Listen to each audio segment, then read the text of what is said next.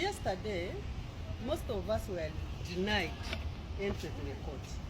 And this has been breaking news butugirira sawo zineno hembira ye Dr. Kizza Besigye amulwaliro sinungi okusinziira ku information gwe tulina omukulu yawereddwa obutwa bwali mu kkooti obutwa bwayiseewa video genda kubeera nga girabirako yonna omukulu omu ku baganda be asobodde okubeera nga abinyonyola mu maaso awo. His Excellency Robert Kyagulanyi tatudde kyakola President Yoweri Kaguta Museveni mu international community banatera okubeera nga bamugoba buli wamu ne mu organization zabadde afuniranga ki sente. Video nyo tujumu budde gunnankyukakyuka aliyo tubula kugamba jimpereka like watanga kubeera nga subscribing akadde katunpasinalize ukateekemu latest updates nga zino obeerenga zifuna mu budde. Omukulu Dr. Kizza Besigye kigenda okubeera nga abasajja bano ebyeddala bamuwadde obutwa wali mu kooti kivuga bwe yasooka okubeera nga azirika ku sports. Sagala byogera nnyo, njagala muwulirize abapatiye kennyini nga babyogerako tumatuyingiriyo in His Excellency Robert Kyagulanyi omukulu gino muhoozi Kainerugaba.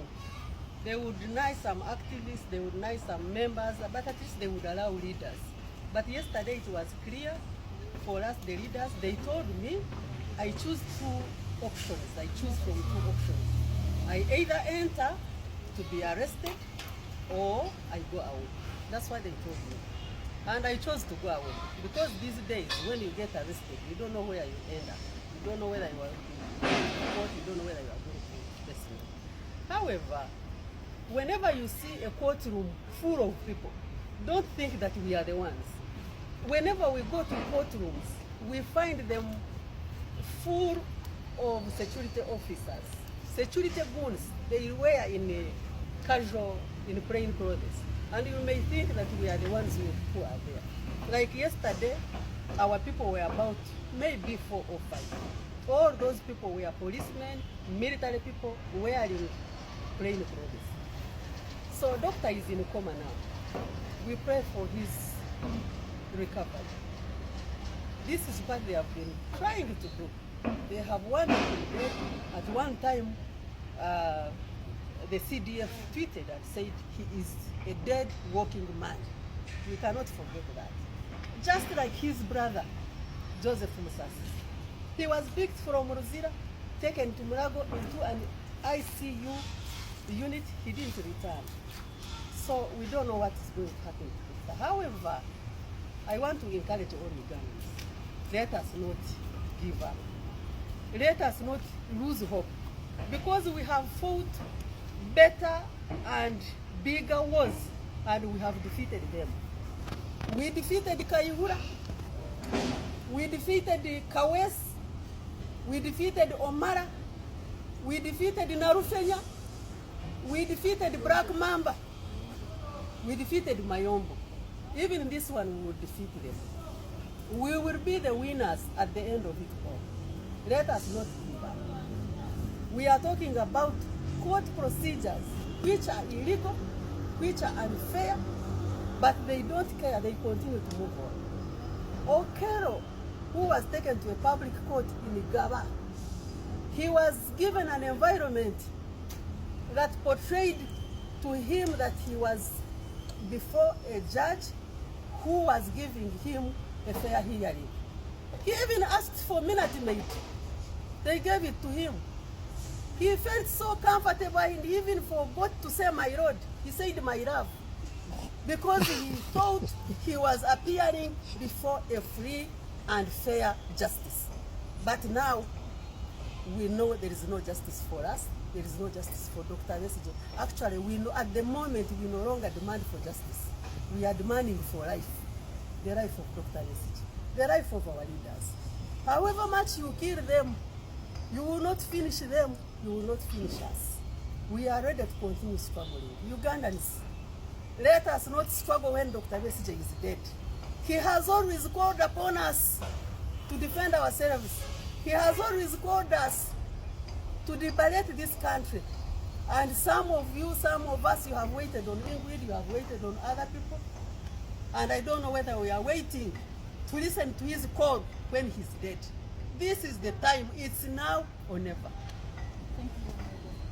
Would you briefly tell us His Excellency Robert Kyagulanyi anaatera okubeera ng'abunzika abasajja bano Pulezidenti Yoweri Kaguta Museveni ne Gen. Muhoozi Kainerugaba. Ogenda kumbuuza batya bwe nkugambye sebo nga opposition leader alina emputu ate nga mugezi nga His Excellency Robert Kyagulanyi. Kyakoze abasajja bano abakuba left right to center. Imagine gye baali bagenda nga okwewula ssente mu nnyera y'Abannayuganda wonna atandise okubeera nga avunzaayo. Njagala musooke muwulirize omukulu amanyikiddwa nga Omar Tseka alina deep politics gw'aleese bwe njagala owulirize woba osobodde gisharingireko banno ebirala ojja kubeera nga struggle eno ogitadde ku level endala. Sooka owulirize tumale tweyungireyo. Tugenze mu deep politics. Abaganda bagamba tomeganga n'oluma olwedde omezze ate oluma. Tomeganga n'oluma okitegedde. Kankubuulireko omusajja oyo ebyobufuzi bye yali abazannya byali yaddeko nti olwedde yali mu ggwanga nga naye akyanyumirwako ewakaawe. Okitegedde yezimbira amakaage musajja muvubuka. Yezimbira biiki ye ayina amaato ge ng'agenda n'alya ku bulamu. Temwali taddewo mbeera emulemesa kusuulawo ebintu ebyo. Eva mwali gigondezza bugonza naye omusajja mwamunyigiriza ne munyiga n'agamba obusajja buno engeri gye buzannyamu ebyobufuzi bino ebintu kansooke mbyesonyiwe. Famire yonna n'agikola ki? N'agijjawo.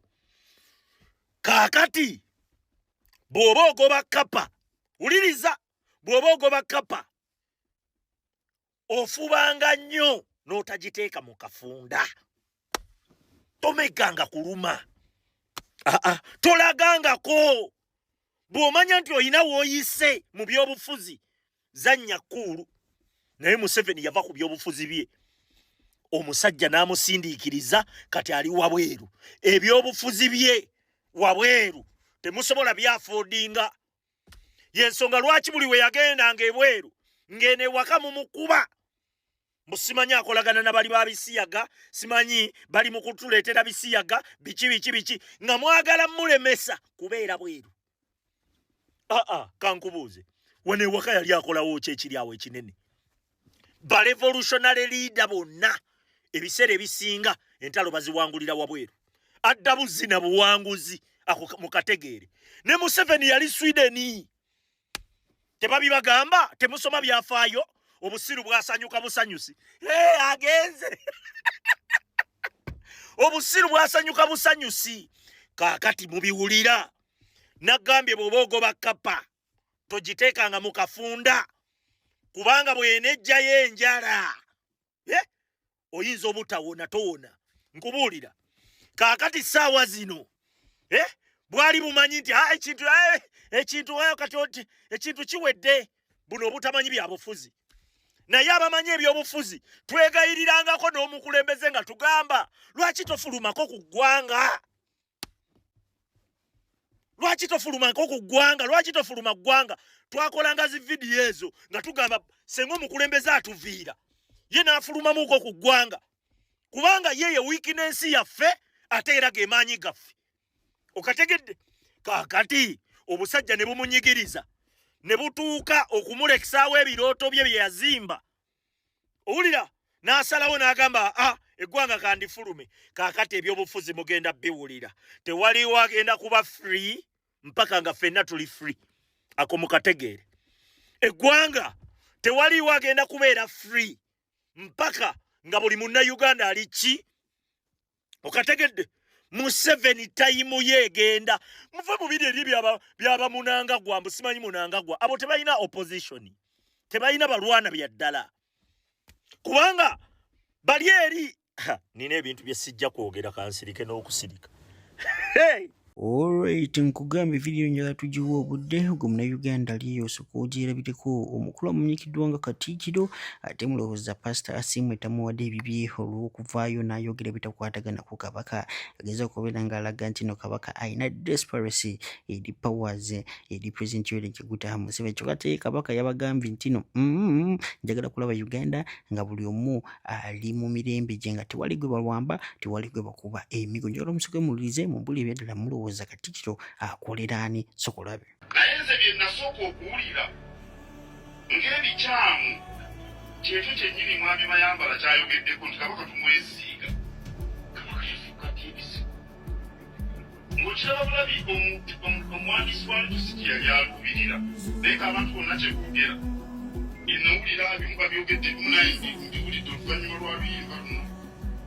Nga bitta amakulu g'oluyimba wamu n'embeera mwe lulina okuyimbibwa.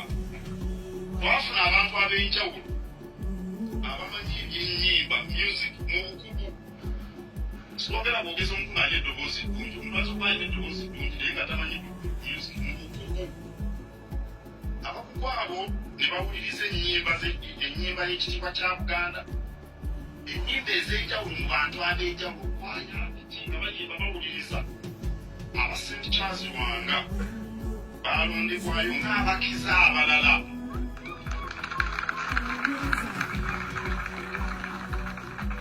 Abalangi nnyo abayimba abamu nga babiyimbaga leege.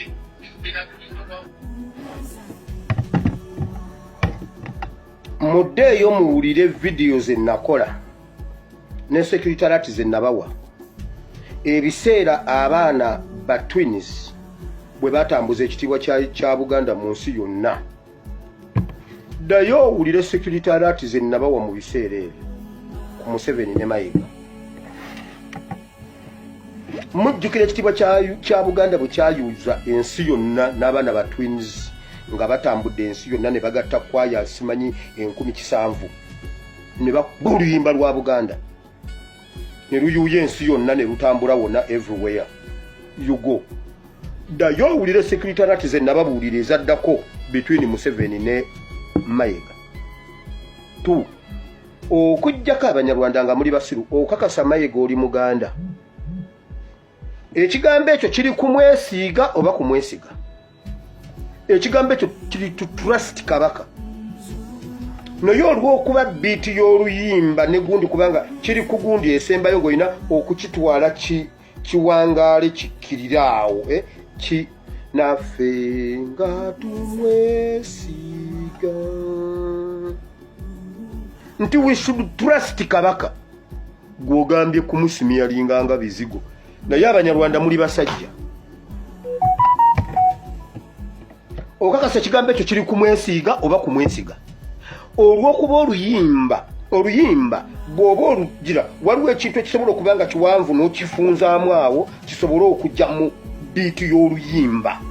Okusinziira mu biiti y'oluyimba n'okifunzaamu awo oba n'okiwangaaza kisobole okujyaawo. Kati okwesiga olw'okuba kiwangaala bakiwangaaza kisobole okutuuka wali ku gundi yakyo ku kavuya kikke wali. Naffe nga tumwesiga. Trust Kabaka. Noti tukumusimyalinganga bizigo. Ate ne bwe kiba ng'omwoyo omutukuvu mu original yakyo yagamba kumwesiiga. Tumwesiiga ani ateesiiga bizigo. Kati ekikuluma kwe kwesiiga Kabaka. What's wrong with that? Bwe twesiiga Kabaka ng'ebizigo ekizibu okisangawo. Nze ne nkwata ebizigo byange ne ngamba Mukama nze ne Ssaabasajja Kabaka tuli tuti Obuganda Mukama eno institution Kabaka gwe omutuwa yakufuula Kabaka w'Abakabaka. Mayiga ekizibu okisangawa. Kyogamba byonna by'otaayagale mu Buganda bagenda bikyusa. Mbuuzi ekyo saakyagala gwe ngaani. Kyonna ky'otaayagale mu Buganda kigenda kuvaamu. Kyonna ky'otaayagale mu Buganda ogenda kijjawo. Kabaka ye yatumye ekitiibwa kikyuke. Ekirala oba kibadde tekikola makulu lwaki kituyimbisizza emyaka 33. Abaganda Abanyarwanda muli basajja emmenga abo.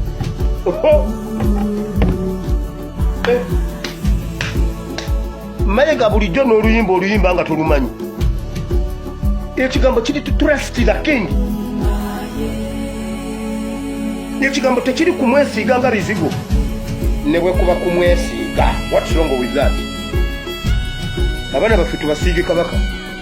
Omanyi ekyo oba ekyo. Omanyi Semudekisi gwe. Wali wesiizeko kyapambalasi. Ng'omugongo gukuluma munda n'osiiga ku ngulu. Ffe Kabaka waffe yatuwonya ebituluma. Otugaana. Nedda obuzibu obusanga wa nga twesiiga Kabaka waffe. bannange bannaye omuntu yajjirwa abanyarwanda e Uganda Mayiga agambye ate saabyagalirawo okusooka naye nensirika naye okuva bwendi nga nze ndiwo ebyo mbijjeewo era ntongoza tujja kuyimba olukadde tugenda kuyimba luyimba lukadde ffe tugenda oyimba tetujja kuyimba bye obusungu buva ku baana ba twins